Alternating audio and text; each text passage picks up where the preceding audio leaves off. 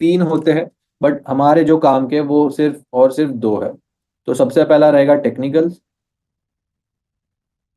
Then उसके बाद रहेगा फंडामेंटल।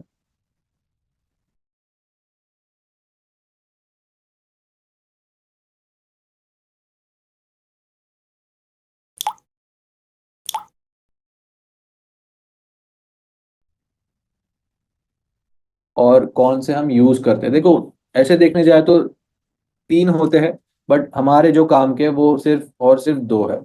तो सबसे पहला रहेगा टेक्निकल, देन उसके बाद रहेगा फंडामेंटल।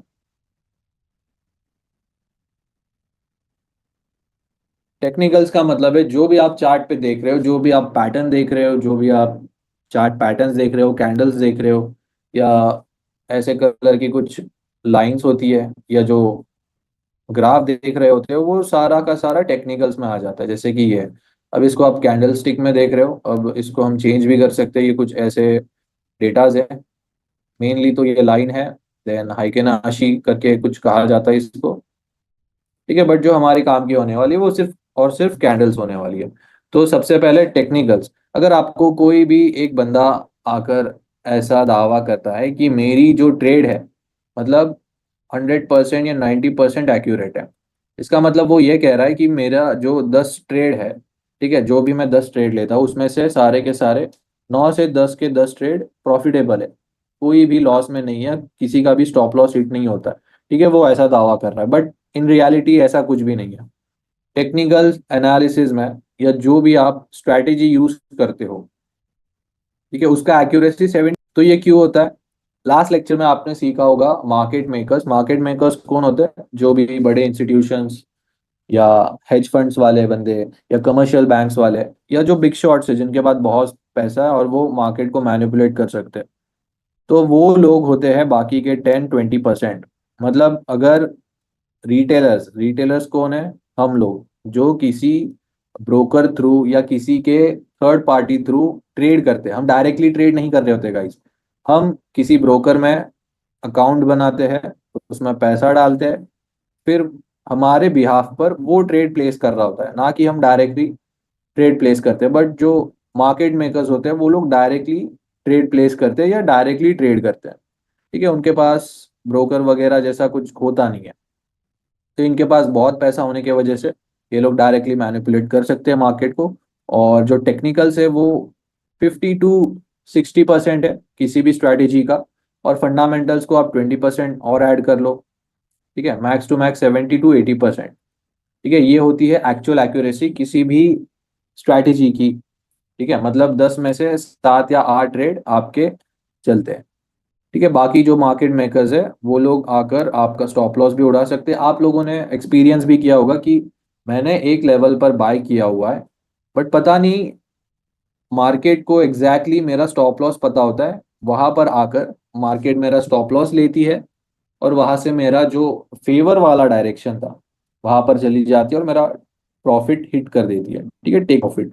तो बस यही होता है गाइस, जो हमारा ब्रोकर होता है, एक अंदर की बात कि ब्रोकर मिली सेकेंड के लिए, ठीक है, मिली सेकेंड के लिए आपका डेटा शेयर करता है, और उस मिली सेकेंड के अंदर ये जो इंस्टीट्यूशंस होते हैं या जो एसएमसी या मार्केट मेकर्स के जो सर्वर्स होते हैं इतने पावरफुल होते हैं कि उनको उतना भी डेटा उतने सेकेंड के लिए अगर मिल गया तो वो आपका स्टॉप लॉस उड़ाने आ जाते हैं, और वहां से फिर वो एक्चुअल डायरेक्शन में चला जाता है। ठीक है, मतलब प्राइस। तो ये सारी चीजें देखो, वैसे तो होती है। क्या लगता है आपको, जो ब्रोकर है वो आपकी इंफॉर्मेशन लीक नहीं करता? क्योंकि ब्रोकर के पास आपका एंट्री का डेटा होता है, स्टॉप लॉस का डेटा होता है, टेक प्रॉफिट का। ठीक है, ये सारी चीजें तो हम बाद में भी डिस्कस कर सकते हैं, बट मोटा मोटा हिसाब लगाने जाए तो टेक्निकल एनालिसिस ये होता है। देन उसके बाद फंडामेंटल्स। क्या होता है फंडामेंटल्स? मतलब न्यूज ट्रेडिंग। तो टाइप्स ऑफ एनालिसिस में ये हम दो चीजें देखेंगे। देन उसके बाद बेसिक्स ऑफ कैंडलस्टिक। ठीक है, कि एक ग्रीन कैंडल क्या होती है, रेड कैंडल क्या होती है, उसका ओपन क्लोज, उसका हाई लो, या जो 90% या जो ज्यादा बनने वाली कैंडल्स है वो देखेंगे। आपको कुछ कंफर्मेशन कैंडल्स के बारे में भी बताऊंगा, और एक बुक है कैंडलस्टिक रिलेटेड। जो भी आपको डाउट रहेगा सारा का सारा क्लियर हो जाएगा। उसके बाद हम देखेंगे रिस्क मैनेजमेंट। ठीक है, रिस्क मैनेजमेंट अभी तो आप स्ट्रैटेजी सीखे नहीं हो ठीक से नहीं मतलब सीखे ही नहीं हो तो, सॉरी गाइस इसको मैं mute कर देता हूँ। सो क्या कह रहा था मैं, रिस्क मैनेजमेंट देखो अपन क्या करेंगे, गो थ्रू कर लेंगे सबसे पहले, देन लास्ट लेक्चर जो रहेगा आपका उसमें इसका रिवीजन हो जाएगा।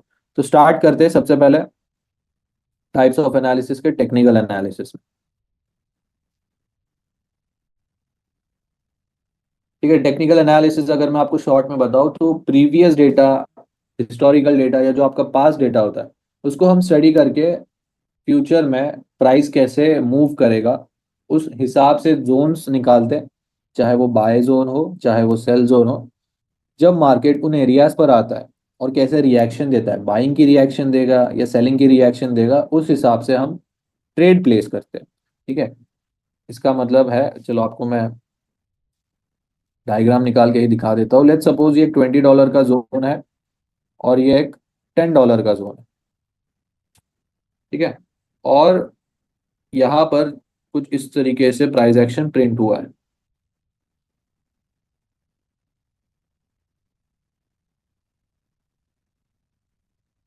सो मान लेते हैं ये एक मार्च और फेब और ये अप्रैल और ये मई चल रहा है। ठीक है, सो पिछले 3 महीनों का डेटा है हमारे पास कि मार्केट कैसे मूव हुआ है। अगर इसको मैं यहाँ पर कुछ ऐसे कर देता हूँ, ठीक है, लेट्स सपोज ये प्रीवियस डेटा है और यहाँ पर हमारी करंट मार्केट प्राइस है। ठीक है, आज की डेट क्या है, 16 अप्रैल को प्राइस यहाँ पर है कुछ $17-18 के आसपास। तो इतना जो प्रीवियस डेटा है इसको अगर मैं स्टडी करता हूँ तो कुछ 2 से 3 चीज़ें पता चलती है मुझे कि जब भी मार्केट $10 मार्क पे आता है तो यहाँ से हमें बाइंग देखने को मिल रही है। ठीक है, बाइंग जोन। तो मुझे एक चीज़ पता चल गई कि ये जो एक जोन है यहाँ से बाइंग एक्सपेक्टेड है, तो मैं क्या करूँगा, जोन मार्क करके एक्सटेंड कर दूंगा आगे। और जैसे ही मार्केट $20 के मार्क पर जाता है वहां से सेलिंग देखने को मिलती है। ठीक है, सो इसको मैं एक सेलिंग एरिया मार्क करके एक्सटेंड कर दूंगा। तो मेरे पास एक बाय जोन और एक सेल जोन निकल कर आ गया। देन इसके बाद अगर आप देखो तो ये कुछ छोटे छोटे जोन्स है जहां पर मार्केट रेंज हुआ है। रेंज का मतलब है मार्केट एक ही प्राइस के अंदर ऊपर या नीचे हो रहा है। लेट्स सपोज ये $15 से लेकर $17 के बीच में। अब मुझे पता है कि 15 से 17 के बीच में ट्रेड नहीं करना है या ये मेरा नो ट्रेडिंग जोन है। इसके अंदर अगर प्राइस रहेगी तो मुझे ट्रेड नहीं करना है, इसके ऊपर या नीचे रहेगी तो मैं ट्रेड कर सकता हूँ। तो ये मेरा नो ट्रेडिंग जोन। इससे मुझे ये भी पता चल गया कि ट्रेड कहाँ नहीं लेना है। तो 3 चीजें पता चल गई।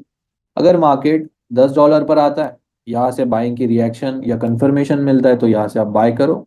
यहाँ पर $20 पर आता है तो with some sort of confirmation यहाँ से भी आप सेल कर सकते हो। तो ये होता है गाइस टेक्निकल एनालिसिस। अब टेक्निकल एनालिसिस में 2 से 3 चीजें आती है। सबसे पहले चीज है वॉल्यूम। ठीक है, बहुत से लोग वॉल्यूम देखकर भी ट्रेड करते हैं। दूसरी चीज आती है इंडिकेटर्स। बहुत से लोग इंडिकेटर्स देख के भी ट्रेड करते हैं, बट मुझे ये समझ में नहीं आता कि ये जो लैगिंग इंडिकेटर्स है, ठीक है, मतलब इंडिकेटर्स का जो दूसरा नाम है लैगिंग इंडिकेटर्स है।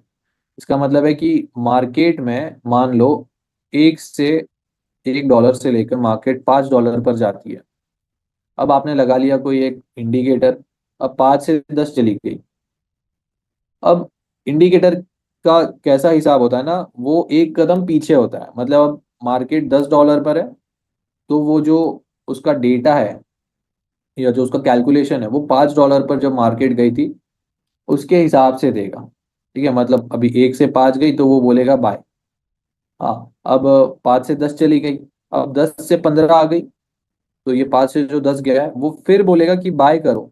बट ऐसा नहीं होगा इन रियलिटी। जो करंट मार्केट प्राइस है वो सेल हो चुकी है 10 से दोबारा 5 है।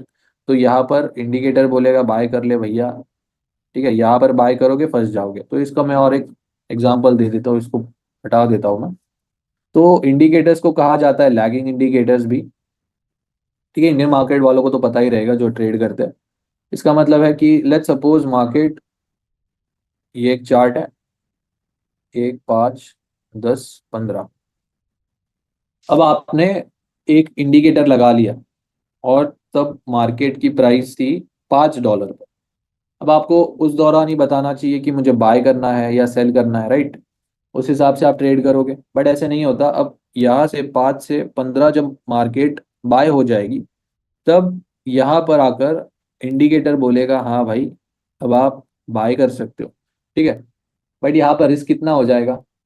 आप लोग ऐसा करोगे कि $10 का रिस्क लोगे $5 के प्रॉफिट के लिए। ठीक है, मतलब ये तो उल्टा हिसाब हो गया कि आप डबल रिस्क कर रहे हो बस 1x के लिए। ऐसा नहीं होता। बट अगर आपको पता होता कि $5 पर ही बाय करना है, तो आपका रिस्क होता सिर्फ 5 का, और आपका प्रॉफिट होता $10 या $15 का। ठीक है, तो इसको ट्रेडिंग कहा जाता है गाइस, कि कम पैसा लगाकर आप ज्यादा पैसा बनाओ, ना कि ज्यादा पैसा लगाकर कम पैसा बनाओ। ठीक है, सो इसे कहा जाता है इंडिकेटर। इंडिकेटर हमारा वैसे किसी काम का नहीं है, ना ही हम स्ट्रैटेजी में इसको यूज करते हैं। टेक्निकल एनालिसिस में एक और चीज आती है, वॉल्यूम। अब कुछ चीजें बताऊंगा जो किसी को पता होंगी या किसी को पता नहीं होंगी। ठीक है, नया भी हो सकता है आपके लिए। तो ये मुझे इंडिकेटर ऑन क्यों नहीं करने दे रहा, पता नहीं क्या हो गया भाई से। एक सेकेंड गाइस, इसको रिस्टार्ट कर लेता हूँ मैं।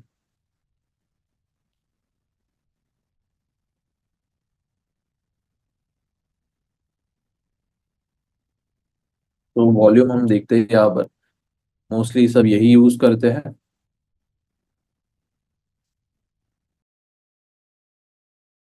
यहाँ पर देखेंगे,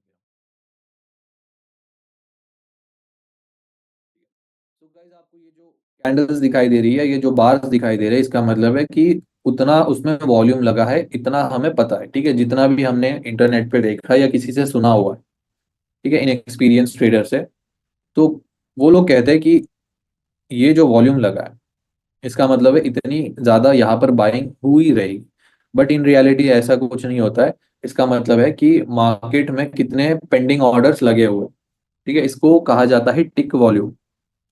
ये एक्चुअल वॉल्यूम नहीं होता है, ये इसे टिक वॉल्यूम कहा जाता है। इसका मतलब है कि मार्केट में यहाँ पर एक जोन था, लेट्स सपोज $15 का। वहां पर लोग इंटरेस्टेड थे बाइंग के लिए। तो जैसे ही वहां पर प्राइस आई, तो 1000 लोग आ गए कि भाई मेरा ऑर्डर ले लो। ये 1000 लोग आ गए कि यहाँ पर हम इंटरेस्टेड है, हमारे ऑर्डर्स उठा लो। बट एक्चुअल में ऐसा नहीं होता। बस यहाँ पर कितनी भीड़ जमा हुई है या कितने लोग आए हैं पेंडिंग ऑर्डर्स लेके, ये उसका डेटा होता है। अब 1000 में से कितने, 100 या 200 या 250, एक्चुअल में इतने ही ऑर्डर एग्जीक्यूट होते हैं। तो ये जो हमें दिखाया जा रहा है, ये सारा का सारा एक नकली, या आप बोल सकते हो फेक है। ठीक है, मतलब एक्चुअल में यहाँ पर मान लेते कि 1000 लोग आए, और 1000 में से सिर्फ 200 लोगों ने ही बाय किया। तो देखो, इतना छोटू सा ही मूव आया, हमें तो वॉल्यूम बड़ा दिखाया, बट एक्चुअल में मूव कितना आया, छोटू सा एकदम। तो ये होता है गाइज, एक्चुअल डेटा आपके ब्रोकर के पास ही होता है कि कितने लोग आए, कितना ऑर्डर प्लेस हुआ, कितने ऑर्डर पेंडिंग है, कितने ऑर्डर्स एग्जीक्यूटेड है। ठीक है, तो वॉल्यूम भी हमारे स्ट्रेटेजी का पार्ट नहीं है, but as a part of course इसको भी मैंने आपको एक गो थ्रू दे दिया। ठीक है, सो मोटा मोटा हिसाब अगर टेक्निकल्स का आप देखोगे, तो हमें क्या फॉलो करना है, जो ये स्ट्रक्चर हमें बता रहा है। ठीक है, कुछ फुटप्रिंट्स मार्केट यहाँ पर छोड़ के जाता है, जैसे कुछ जोन्स होते हैं जिसे हम मार्क करके प्ले करते हैं। ठीक है, अब यहाँ पर अगर मुझे आप बोलोगे बाय जोन कहाँ पर है, सो ये एक बाय जोन बनेगा हमारा। ठीक है, बस इतना ही सिंपल है। हमने एक लेवल या स्ट्रक्चर को समझा, यहाँ से एक बाय जोन निकाला, तो इन फ्यूचर यहाँ पर अगर मार्केट आता है, तो यहाँ से हमें बाइंग देखने को मिलती है। ठीक है, छोटे टाइम फ्रेम के हिसाब से फिर ये एक बाय जोन रहेगा, और ये एक बाय जोन। ठीक है, सो यही हम सीखने वाले गाइज। मैंने कुछ किया नहीं, ना इंडिकेटर देखा, ना वॉल्यूम देखा, बस स्ट्रक्चर देखा। ना कुछ ज्यादा मार्क किया कि यहाँ से ये एकदम सांप सीढ़ी जैसे एक सांप जा रहा है, नहीं कुछ नहीं, बस एक मार्क की जोन मार्क किया। सो यही सीखने वाले हो आप। सो यही होता है गाइज टेक्निकल एनालिसिस। इसके बाद जो होगा वो है फंडामेंटल्स। अब फंडामेंटल्स होता है न्यूज़ ट्रेडिंग। अगर आपको मन में सवाल आया कि न्यूज़ ट्रेडिंग है, तो मुझे सारे न्यूज़ चैनल या न्यूज़ वेबसाइट ये सारा का सारा चेक करना पड़ेगा, ऐसा कुछ नहीं है। बस आपको 3 मेजर न्यूज़ है, उसका डेटा पढ़ने आना चाहिए। और वो डेटा भी कैसे होता है मैं आपको बताता हूँ। अब वो डेटा होता है नंबर्स। मतलब आप तो ऐसा रीड कर ही सकते हो कि लेट्स सपोज यहाँ पर 100 आया, ठीक है, मतलब मार्च का डेटा अगर 100 है, तो अप्रैल का डेटा अगर 150 आया तो 50 से ज्यादा है, राइट? तो ये डॉलर के लिए अच्छी न्यूज है। अगर मान लो 100 से ये 50 आ गया, तो क्या ये अच्छी न्यूज है? मतलब डेटा या जो रिजल्ट था या डेटा था वो नेगेटिव में आया, तो डॉलर के लिए खराब न्यूज। बस ऐसे ही रीड करना है हमें, कुछ नंबर्स में ही होता है, बट उनके थोड़े नाम अलग होते हैं बस। तो फंडामेंटल्स में देखो कौन कौन सी चीजें आती है। सबसे पहले तो करेंसी आ जाता है कि कौन सा ज्यादा इन्फ्लुएंशियल या मोस्ट ट्रेडेड करेंसी है, वो है डॉलर। अब डॉलर किसे रिप्रेजेंट करता है, या डॉलर को कौन रिप्रेजेंट करता है? यूएसए। ठीक है, यूएसए एज ए कंट्री कैसे परफॉर्म कर रही है फाइनेंशियली, वो सारा चीज अफेक्ट करेगा आपके डॉलर को। ठीक है, पहले चीज तो परफॉर्मेंस है कि कैसे यूएसए परफॉर्म कर रहा है। देन जो दूसरी चीजें आती है जैसे कि जियो पॉलिटिकल सिचुएशंस कैसे है, मतलब जो आपके नेबरिंग कंट्रीज है उनके साथ आपका रिलेशन कैसा है, कि आपके देश में या किसी के साथ कोल्ड वॉर चल रहा है या वॉर सिचुएशंस है, पैंडेमिक है, या कुछ डिजास्टर, या जैसे कि सुनामी आ गया, अर्थक्वेक आ गया, ठीक है, या आग वाग लग गई। ये सारी चीजें भी आपकी करेंसी को अफेक्ट करती है। और कौन सी चीजें होती है? हाँ, इससे ज्यादा मेजर तो कुछ नहीं है, यही कुछ मेजर न्यूज होगी। ठीक है, देन उसके बाद जो न्यूज है मेजर फॉरेक्स की, ठीक है, मतलब जो हम ट्रेड करते हैं, वो रहेंगी सबसे पहले एफओएमसी। ठीक है, आपको ज्यादा इसमें डीप नहीं घुसना है, बस वेबसाइट पे मुझे क्या बोलते हैं उसको न्यूज रीड करने आ गई, डेट्स इट। इतना ही हमें न्यूज ट्रेड को समझना। तो सबसे पहले न्यूज होगी गाइस एफओएमसी। एफओएमसी कौन सी न्यूज है? आप चाहे तो इसका नोट्स बना लीजिए। इंटरेस्ट रेट की न्यूज होती है एफओएमसी। ठीक है, जो इंटरेस्ट रेट डिसाइड करता है गवर्नमेंट या आपकी सरकार, ये उसका न्यूज होता है। और ये ओवरऑल ग्लोबली हर जगह सेम ही है। ठीक है, मतलब इंटरेस्ट रेट अगर बढ़ा दिए सरकार ने, तो आपका जो भी करेंसी है, डॉलर हो या रुपी हो, उसके लिए खराब न्यूज है। और अगर इंटरेस्ट रेट कम कर दिए, तो आपका जो भी करेंसी है ये उसके लिए अच्छी न्यूज है। ठीक है, बस इतना ही कोरिलेशन है इसमें।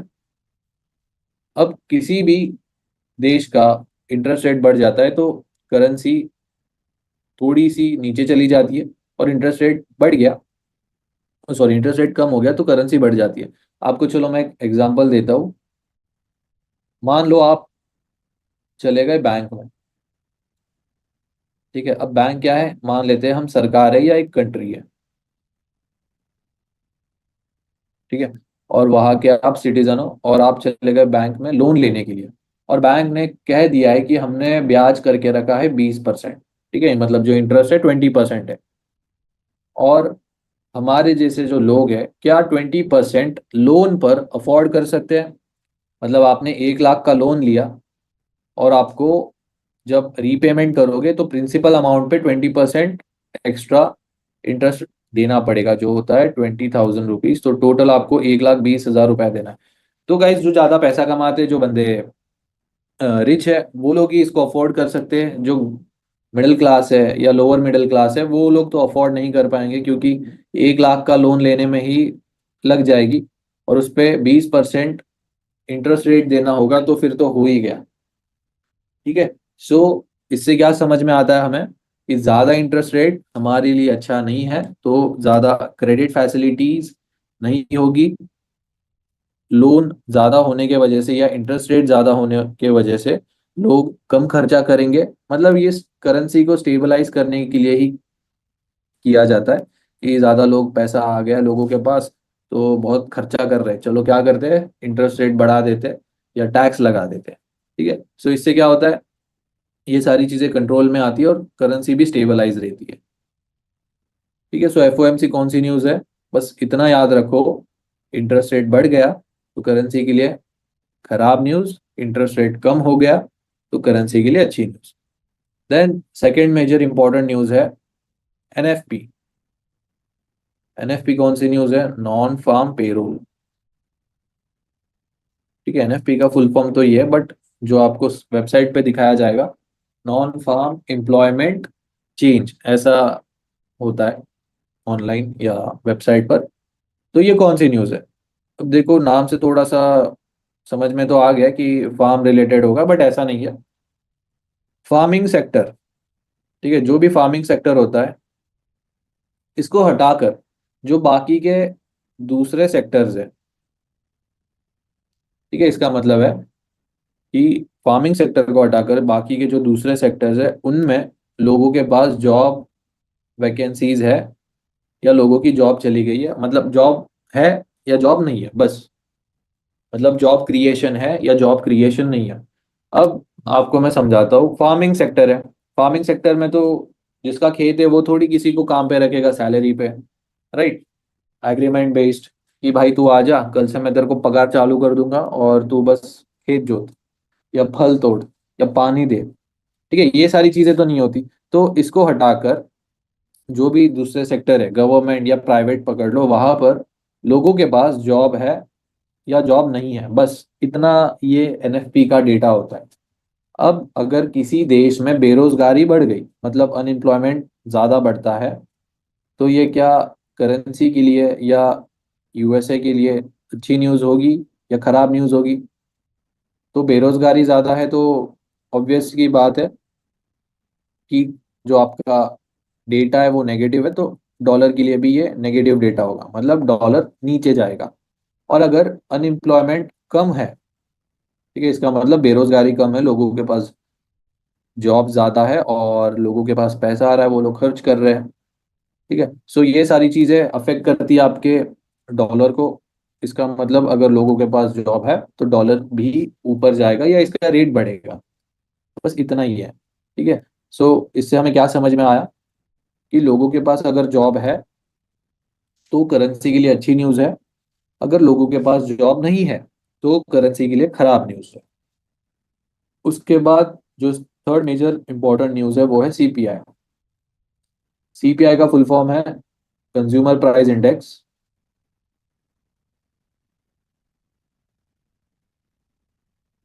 ठीक है guys, तो सीपीआई का जो डेटा होता है वो किससे रिलेटेड है?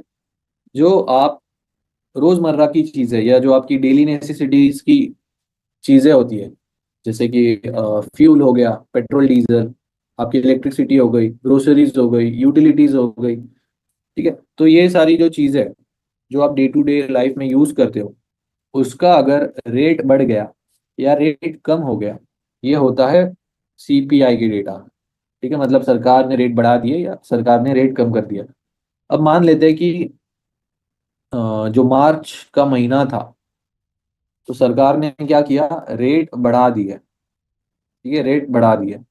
तो इससे क्या हुआ, चलो मान लो आप डीमार्ट चले गए, ठीक है, आप शॉपिंग करने चले गए, तो 5 रुपए की मैगी हो गई 15 रुपए की, 10 रुपए का साबुन हो गया 20 रुपए का, 100 रुपया लीटर तेल हो गया 200 रुपया लीटर।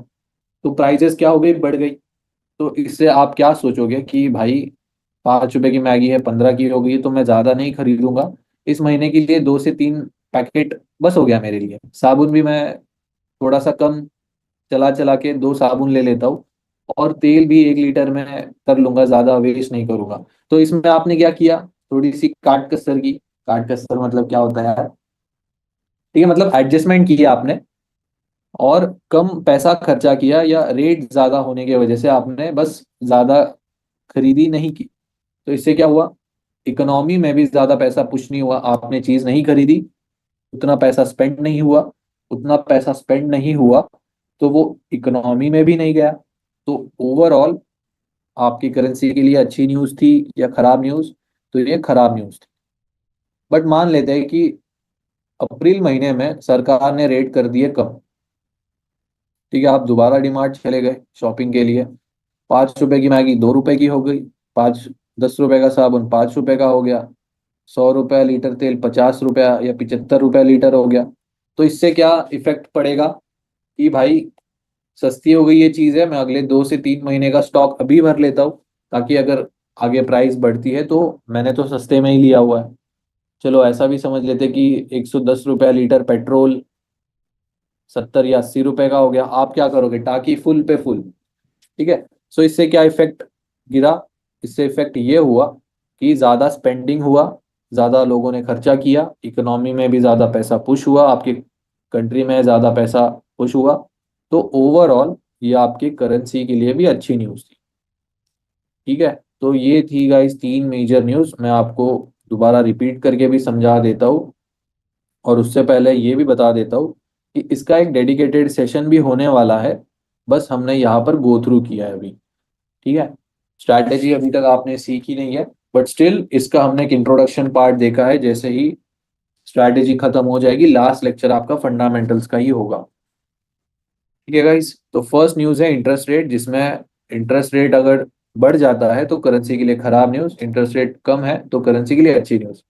एनएफपी होती है नॉन फार्म पेरोल, जिसमें फार्मिंग सेक्टर को हटाकर बाकी के जो अदर सेक्टर्स है वहां पर लोगों के पास जॉब है या जॉब नहीं है। देन थर्ड न्यूज़ आती है सीपीआई, जो डे टू डे लाइफ में हम चीज़ें यूज़ करते हैं एज अ कंज्यूमर, उसका अगर रेट बढ़ गया और रेट कम हो गया तो वो कैसे अफेक्ट करता है आपकी करेंसी को, ये उसमें बताया जाता है। सो गाइज यहाँ तक हमने जितना भी कवर किया है, क्या आपको क्लियर है, मुझे चैट में बता दीजिए, अगर किसी को डाउट है तो पूछ सकता है।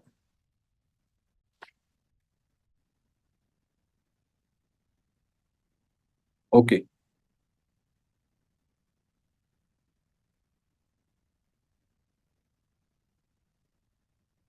ठीक है, ठीक है, ओके।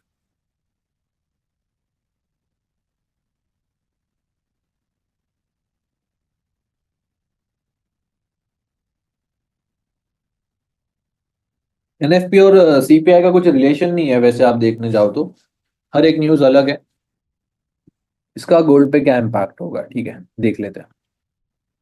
जीबीपी में भी होती है न्यूज़, यस, जीडीपी।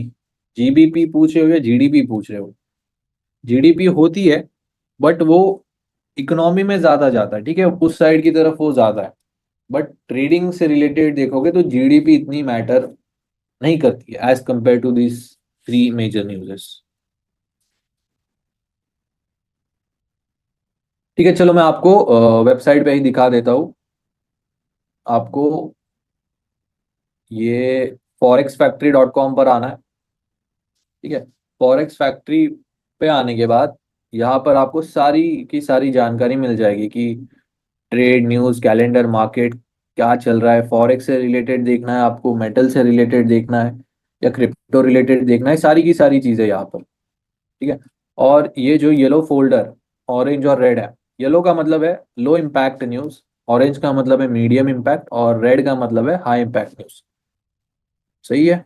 अब अगर डेटा देखने जाएंगे हम, तो देखते हैं एक और चीज गाइज, ये जो मैंने आपको मेजर न्यूज़ बताई, ये हर महीने के फर्स्ट या सेकेंड वीक में ही होती है। ठीक है, थर्ड और फोर्थ वीक में नहीं होती, फर्स्ट या सेकेंड वीक में। अब 10 अप्रैल को सीपीआई की न्यूज़ थी 6 बजे। ठीक है, अब इसको रीड कैसे करना है वो देखते हैं। यहाँ पर देखो, डेटा तो प्रिंट हो चुका है। अब ये जो फोल्डर है, इस पे आपको क्लिक करना है। ठीक है। सीपीआई M/M मतलब मंथली, ये काम की है, बाकी नहीं काम की इतनी। इस पे जाना है। यहाँ पर आपको स्पेक्स में सारी की सारी जानकारी मिलेगी, मतलब यूजुअल इफेक्ट क्या है इसका, इसका मतलब है actual greater than forecast is good for currency. इसका मतलब है कि यहाँ पर जो एक्चुअल का कॉलम दिया है और फॉर का जो कॉलम दिया है, एक्चुअल ग्रेटर देन फोरकास्ट मतलब एक्चुअल का डेटा अगर फोरकास्ट के डेटा से ज्यादा आया तो ये आपके करेंसी के लिए अच्छी न्यूज़ है। करेंसी कौन सी हमारी, यूएसडी, तो यूएसडी के लिए अच्छी न्यूज़ है। ठीक है। अब यहाँ पर फॉरकास्ट दिया था 0.1। ठीक है, 0.1 फॉरकास्ट दिया था, और जो डेटा आया वो -0.1 में आया। ठीक है। सो अगर ऐसा देखने जाओगे तो ये नेगेटिव डेटा ही था। ठीक है, रेड कलर में भी आया है, इससे आपको समझ में आ जाएगा। ठीक है, मतलब ये आपके डॉलर के लिए खराब न्यूज़ थी, मतलब डॉलर सेल होगा। ठीक है, और इसका जो इम्पैक्ट है दूसरे करेंसीज पर जो इसकी काउंटर करेंसीज है या इसके जो अगेंस्ट चलती है, जैसे गोल्ड, तो गोल्ड होगा बाय, यूएसडी सेल होता है तो गोल्ड बाय होता है, और अगर यूएसडी बाय होता है तो गोल्ड होता है सेल। ठीक है, इस तरीके से आप इसको रीड कर सकते हो। अब और देख लेते हैं एक दो न्यूज़, एनएफपी का पे देखते हैं। ठीक है, ये देखो, 4 अप्रैल को एनएफपी की नॉन फार्म एम्प्लॉयमेंट चेंज, ये मेजर न्यूज़ है हमारी। यहाँ पर आप जाओ फोल्डर पर, यहाँ पर सेम दिखाई देगा आपको, actual greater than forecast is good for currency. इसका मतलब है अगर फोरकास्ट का डेटा, मतलब फोरकास्ट का जो डेटा था वो 137 के दिखाया था, ठीक है, मतलब इतना आ सकता है, ये प्रेडिक्शन थी, बट एक्चुअल में डेटा कितना आया, 2,28,000। ठीक है, इसका मतलब था कि पिछले महीने में 1,37,000 जॉब थी, और इस महीने में अप्रैल में 2,28,000 जॉब है। ठीक है, इसका मतलब ऑलमोस्ट 1,11,000 से जॉब क्रिएशन हुई है, मतलब 1,11,000 और जॉब सरकार ने निकाली है। तो ये ओवरऑल करेंसी के लिए अच्छा है। यहाँ पर ग्रीन कलर में भी दिखाया है, इसका मतलब डॉलर का रेट बढ़ेगा और जो गोल्ड है वो सेल होगा। ठीक है गाइस, बट ये जो न्यूज़ होती है वो टेम्पररी इफेक्ट के लिए होती है, मतलब इस इनका जो इफेक्ट होता है 2 से 4 या 6 घंटे के बीच में होता है। ठीक है, यहाँ पर आपको देखना है, या एक और वेबसाइट है investing.com, यहाँ पर भी आप देख सकते हो। यहाँ आने के बाद कहाँ है वो, इकोनॉमिक कैलेंडर में, बट ये थोड़ा सा क्या बोलते हैं उसको, इंटरफेस इसका इतना अच्छा नहीं है, कॉम्प्लिकेटेड है थोड़ा। ठीक है, इजी अपना forex factory.com है, यहाँ पर मस्त बिगिनर फ्रेंडली भी है ये, तो मैं इसको हटा देता हूँ अभी के लिए। तो देखेंगे गाइज नेक्स्ट टॉपिक हमारा, बेसिक्स ऑफ कैंडल स्टिक। ठीक है,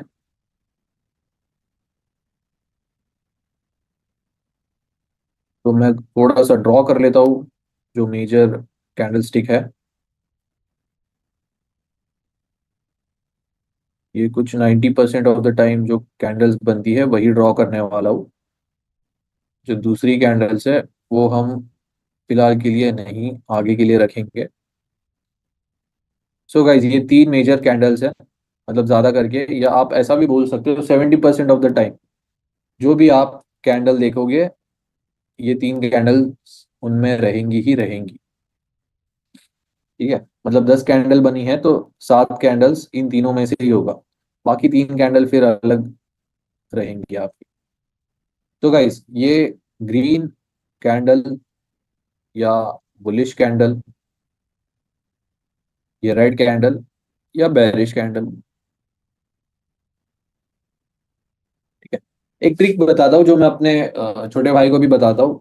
वो ऐसा है कि जो ग्रीन कैंडल है गाइस, अब ग्रीन कैंडल या बुलिश कैंडल, ठीक है, बुल बुल क्या करता है, नीचे की तरफ से सींग मारता है ऊपर की तरफ, राइट। तो जो ग्रीन कैंडल है उसका जो ओपन होगा वो नीचे की तरफ से ऊपर की तरफ होगा, या इसका जो ओपनिंग है बॉटम से होगा, एंड क्लोजिंग टॉप साइड होगा। ठीक है, या ऊपर की तरफ। और जो रेड कैंडल है, ठीक है, मतलब जो बेरिश कैंडल है, बेर क्या है, भालू है। भालू क्या करता है, जो पंजा होता है उसका वो ऊपर से नीचे की तरफ मारता है। तो जो रेड कैंडल रहेगी उसका ओपनिंग ऊपर की तरफ से नीचे की तरफ होगा, या ओपनिंग इसका टॉप साइड और क्लोजिंग बॉटम साइड। ठीक है, और ये जो मैंने लाइंस ड्रॉ की है ब्लैक कलर की, इसे कहा जाता है विक्स। ठीक है, विक्स कहा जाता है इसे। अगर टेक्स्ट बुक के डेफिनेशन से जाओगे तो शैडो कहा जाता है, बट वो नहीं देखेंगे हम। विक्स क्या रिप्रेजेंट करता है, किसी भी एक कैंडल का हाई एंड लो। ठीक है, हाई लो तो सेम ही रहेगा गाइज, मतलब हाई तो ऊपर ही रहेगा और लो नीचे ही रहेगा, बस फर्क इतना आ जाएगा कि ग्रीन कैंडल और रेड कैंडल में जो ओपनिंग और क्लोजिंग है वो थोड़ा सा वाइस वर्सा है। ठीक है, तो इस तरीके से आप कैंडल को रीड कर सकते हो या कैंडल को समझ सकते हो। और ये जो मैंने 3 कैंडल्स ड्रॉ किया, ठीक है, इसको हटा देता हूँ, मैं दोबारा बता दूंगा आपको। बिल्कुल, इसका जी हटा ही देता हूँ। सो गाइस, कहीं पर भी आपको अगर बाइंग जोन, ठीक है, बाय जोन पर अगर ये तीन कैंडल्स दिखाई देती है, तो ये आपका कंफर्मेशन है कि आप बाय कर सकते हो। और सेलिंग जोन पर ये तीन कैंडल्स दिखाई देती है, तो ये आपका एक कंफर्मेशन है कि आप सेल कर सकते हो। इसको थोड़ा सा और अच्छे से बना देता हूँ। सो सबसे पहली जो बड़ी कैंडल आपको दिखाई दे रही है, ये वाली फर्स्ट वन, इसको कहा जाता है एंगल्फिंग कैंडल।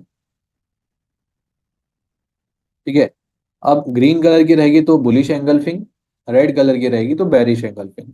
इसका मतलब है एंगल्फिंग कैंडल का नाम आप बिग बार कैंडल भी बोल सकते हो, बिग बॉडी कैंडल भी बोल सकते हो। इसका मतलब है कि ये जो एंगल्फिंग कैंडल है, नॉर्मल कैंडल के साइज के मुकाबले ये 2x या 3x टाइम्स उससे ज्यादा होता है।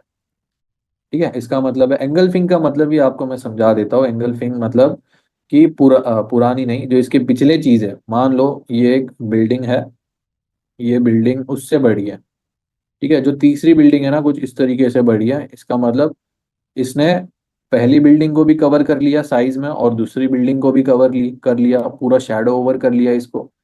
तो ये जो थर्ड बिल्डिंग है, इसे हम एंगल्फिंग कहेंगे। सेम आपका कैंडल्स में भी अप्लाई होगा कि किसी एक बड़ी कैंडल ने पिछले दो या तीन कैंडल्स को कवर कर लिया, तो एंगल्फिंग कैंडल कहा जाता है। ठीक है। जो ये मिडल कैंडल है, ये नॉर्मल साइज कैंडल है। ये बस इतना ही है, इसमें ज्यादा कुछ दिमाग लगाने की जरूरत नहीं है। देन जो थर्ड कैंडल है, अब इसे लोग डोजी कहते हैं, शूटिंग स्टार कहते हैं, बट आपको मैं एक्चुअल में बताता हूँ। इसे ग्रीन कलर की कैंडल में अगर रहेगा तो मॉर्निंग स्टार कहा जाता है, और रेड कलर में रहेगा तो इसे कहा जाता है इवनिंग स्टार। ठीक है। बस इतना ही है। ये तीन कैंडल्स आपकी मेजर होने वाली है, बाकी तो नॉर्मल कैंडल्स ही है। ठीक है। सो ये तीन कैंडल्स आपकी मेजर रहेंगी। और एक बुक के बारे में बताऊंगा आपको मैं, शायद बता ही दिया है मैंने। बाइबल ऑफ कैंडल स्टिक करके बुक है, वो मैं अपलोड कर दूंगा। बाकी उसका कुछ इतना है नहीं। सो उसको बस एक मेक श्योर करो कि गो थ्रू कर लेना सारी चीज़ें, क्योंकि आपका जो भी 70 to 80% डाउट है ना, वो क्लियर हो जाएगा। अब कैंडल स्टिक हो चुका है तो एक फन फैक्ट बता देता हूँ मैं, मे बी है। तो पुराने जमाने में लोगों के पास ऑप्शन नहीं थे कि किसी भी एक चीज का वो लोग ट्रैक रिकॉर्ड रख सकें। मतलब हर साल प्राइजेस कैसे चेंज होती है, प्राइजेस बड़ी कम हो गई, तो वो लोग कैसे अंदाजा लगाते थे, कुछ बताता हूँ मैं आपको। तो मान लो कि 1 किलो चावल, ठीक है, 1 किलो राइस। अब मुझे राइस का थ्रू आउट द ईयर कैसे बढ़ेगा प्राइस या कम होगा पता चलेगा।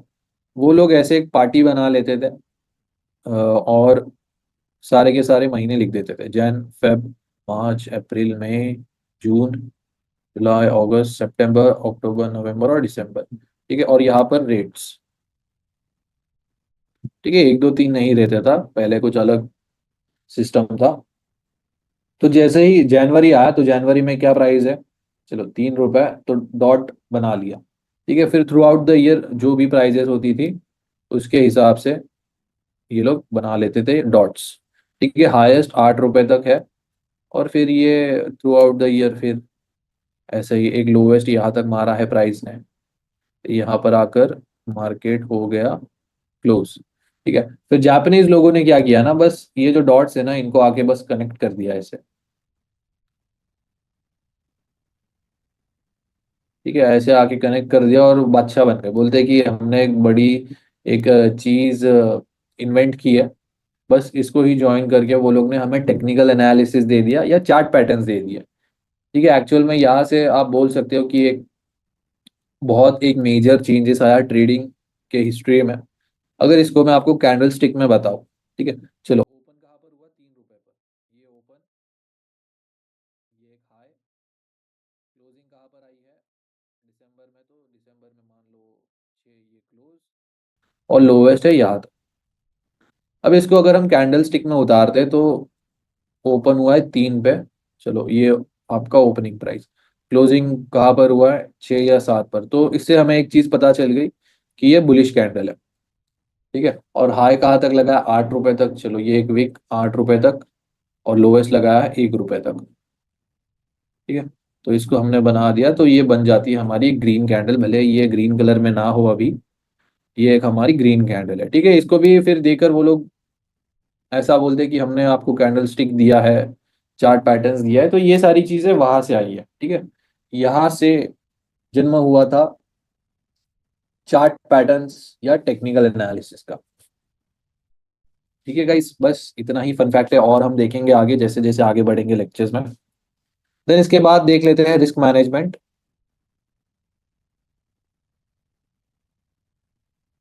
चलो, रिस्क मैनेजमेंट तो आपका होगा रिवीजन आगे, बट स्टिल हम गो थ्रू कर लेते हैं। तो सबसे पहले पता होना चाहिए आपको आपका कैपिटल। ठीक है, कैपिटल होना चाहिए, देन उसके बाद स्टॉप लॉस। ठीक है, दो चीजें आ गई ट्रेड से रिलेटेड। फिर यहाँ पर हमारा जो आ जाता है वो है रिस्क।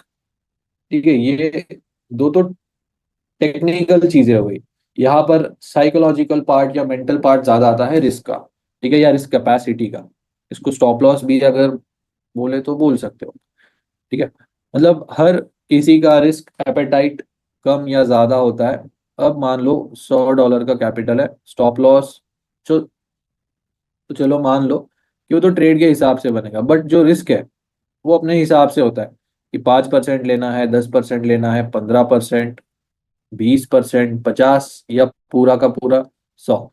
जो 100 लेता है वो पूरा जुआ खेलने आता है। ठीक है, ये गैम्बलिंग नहीं है। तो 5 से 10% मैं बोलता हूँ कि एक लो रिस्क है। फिर 10 के ऊपर 50 के बीच में फिर मीडियम रिस्क है। 50 के ऊपर तो पूरा हाई रिस्क है। ठीक है, या तो जीरो हीरो। ठीक है, ये जीरो हीरो कैटेगरी है। 50 के ऊपर 5 से 10 मॉडरेट या लो रिस्क है। ठीक है, 1 से 5 फिर नहीं, इतना मैं रिस्क नहीं मानता हूँ। ठीक है, इसका मतलब यह है कि बहुत से मैंने चैट्स, रिव्यूज और क्वेश्चंस जो देखे हैं वो यही होता है कि मैं 1% रिस्क करता हूँ, 2%, 5% रिस्क करता हूँ। ठीक है, ये आप बड़े ट्रेडर्स का बात सुन के आए होते हो, या किसी को आपने कहते सुना है जो एक बड़ा ट्रेडर है कि हम 1, 1.5 या 2% रिस्क करते हैं। देखो गाइस, जिसके पास अगर $10,000 कैपिटल हो, मैं आपको अगर बोलूँ कि इरिस्पेक्टिव ऑफ कैपिटल आप लोग मुझे $100 का प्रॉफिट बना के दिखाओ। ठीक है, दो बंदे रखता हूँ मैं आपके सामने, ए जिसके पास $10,000 है, और बी जिसके पास $1,000 है। अब लॉजिकल रिस्क के हिसाब से अगर आप देखने जाओ, तो $1,000 पर अगर $100 बनाना है तो एटलीस्ट मुझे 10% का रिस्क लेना पड़ेगा। बट वही 10,000 के डॉलर के नहीं, $10,000 के कैपिटल पर 1% ही रिस्क लेना पड़ेगा, क्योंकि 10,000 का 1% ही 100 है, और 1,000 का 10% 100 है। ठीक है, तो रिस्क कैपेसिटी कम होगी जब अकाउंट ज्यादा होगा, और रिस्क कैपेसिटी ज्यादा होगी जब अकाउंट साइज कम होगा। ठीक है, 5 से 10% एक लो इम्पैक्ट या लो रिस्क मैं समझता हूँ। ठीक है, बाकी आप लोग कितना रिस्क ले सकते हो, झेल सकते हो, ये पूरा का पूरा डिपेंड करता है पर्सन टू पर्सन। ठीक है, ये एक लॉजिक बता दिया मैंने। अब रिस्क मैनेजमेंट में मेन जो चीज आती है कि लॉट साइज कैसे कैलकुलेट करना है, और लॉट साइज के हिसाब से कितना रिस्क लेना है। देखो, अब मैं आपको एक सिंपल सी चीज दिखाता हूँ, कुछ ट्रेड दिखाता हूँ मैं आपको। ये देखो, यहाँ पर एक मेरा बाय जोन। ठीक है, अब ये जो मेरा बाय जोन है, यहाँ पर अगर मैं आऊँ तो ये पूरा मेरा एक जोन है जहां से कितना पिप्स का है, ये मान लो कि ये 5 पॉइंट का है। ठीक है, मतलब 50 पॉइंट का ये एक जोन है। अगर यहाँ पर मैं बाय लेता हूँ तो मैं कितना रिस्क कर रहा हूँ, मतलब ऐसा है, अगर प्राइस इस बॉक्स के नीचे चली जाती है तो सेल ही हो जाएगी। मतलब मेरा जो बाय लेने का प्लान है या जो ट्रेड है वो इनवैलिड हो जाएगा। सही है, या ब्रीच हो जाएगा। तो यहाँ पर मैक्स रिस्क 50 है, इससे ज्यादा मैं ले नहीं सकता रिस्क। ठीक है, चलो आपको आपका स्टॉप लॉस पता चल गया या रिस्क पता चल गया। ठीक है, स्टॉप लॉस आपको पता चल गया, ये पीछे ले लेता हूँ मैं। ठीक है, स्टॉप लॉस आपका 50 का है। ठीक है, हम मान लेते हैं कि 20 पॉइंट का है, और जो भी आपका कैपिटल है, ठीक है, चाहे 10 हो, 100 हो, या 500 या 1,000। अब आप पे है रिस्क, मैं तो 5% लूंगा अगर मेरा $1,000 का कैपिटल है तो। और लॉट साइज 5% रिस्क, जो 1000 का निकल कर आता है $50, और स्टॉप लॉस निकल के आया है 20 पिप का, मतलब 20 पॉइंट का। तो इस $50 को मैंने स्टॉप लॉस में कन्वर्ट किया, तो यहाँ पर निकल कर आता है 0.25 का लॉट साइज। अब ये मैंने कैसे कैलकुलेट किया, चलो आपको मैं एक वेबसाइट दिखा देता हूँ दोबारा। वेबसाइट पर ही देखेंगे ताकि आपका काम इजी हो जाए। माई एफ एक्स बुक करके एक वेबसाइट है गाइस, यहाँ पर आप आओ। यहाँ पर आप सारा देख सकते हो, ठीक है, न्यूज कि कौन से देश का कितना परसेंट इंटरेस्ट है। ये थोड़ा इन डिटेल आ जाता है, ठीक है। एफएक्स कैलकुलेटर में आने के बाद पोजीशन साइज कैलकुलेटर में आना है। अब जो भी आप करेंसी में ट्रेड कर रहे हो उसको सिलेक्ट कर लो, ठीक है। और अकाउंट साइज डालो, मान लो आपका $500 का अकाउंट है और आपने 5% लिया है रिस्क, ठीक है। और स्टॉप लॉस हर ट्रेड का अलग निकल कर आएगा, तो अभी हम 30 पिप्स का कंसिडर करेंगे। यहाँ पर कैलकुलेट दबा दो, ठीक है। $500 का 5% कितना हुआ, $25, ठीक है। $25 और 30 पिप्स का स्टॉप लॉस, आपका जो लॉट साइज निकल कर आएगा 0.08, ठीक है। सो यहाँ पर आप निकाल सकते हो लॉट साइज, तो आपको कोई दिक्कत नहीं होगी लॉट साइज कैलकुलेट करने में। और अगर आपको XAU USD या गोल्ड का लॉट साइज निकालना है तो यूरो USD ही सिलेक्ट करना, ठीक है। मैं रिपीट कर रहा हूँ, अगर गोल्ड का आपको लॉट साइज निकालना है तो यूरो USD या GBP USD सिलेक्ट करना, क्योंकि ये लोग का जो ब्रोकर के हिसाब से होता है हिसाब, ठीक है। सो यही आप यूज करना, बाकी नहीं। XAU USD डायरेक्टली सर्च मत करना। चलो आपको मैं दिखाई देता हूँ। XAU USD सेम किया है, बट यहाँ पर देखो लॉट साइज चेंज हो गया, कैलकुलेट किया 0.83, ठीक है। ये लॉट साइज नहीं है, ये स्टैंडर्ड लॉट के हिसाब से आपको बता रहा है, स्टैंडर्ड नहीं, माइक्रो लॉट्स। सो गाइज यहाँ तक क्लियर है क्या, मुझे आप चैट में बता दीजिए। और बस यही तक था आज का हमारा सेशन। नेक्स्ट लेक्चर रहेगा आपका स्ट्रक्चर मैपिंग का, जिसमें स्ट्रैटेजी का फर्स्ट लेक्चर होने वाला है, ठीक है। फर्स्ट कॉन्सेप्ट बोलो, मेथड बोलो,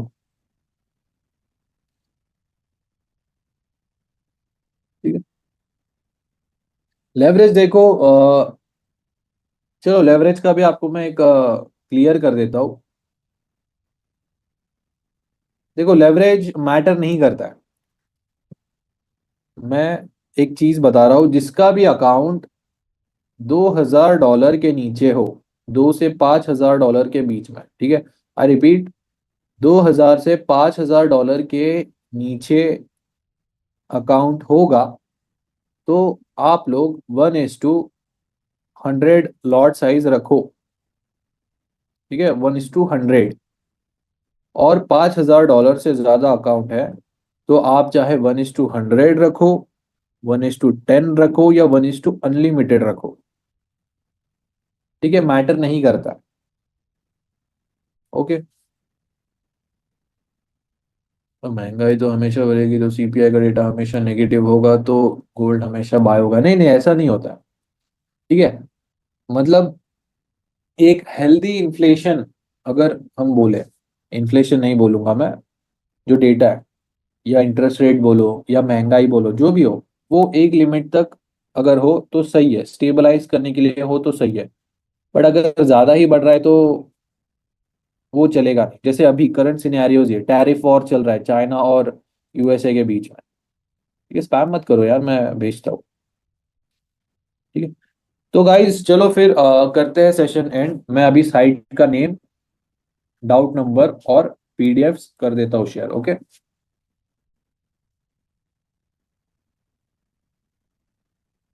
ठीक है, चलो गाइस फिर मिलते हैं नेक्स्ट सेशन में।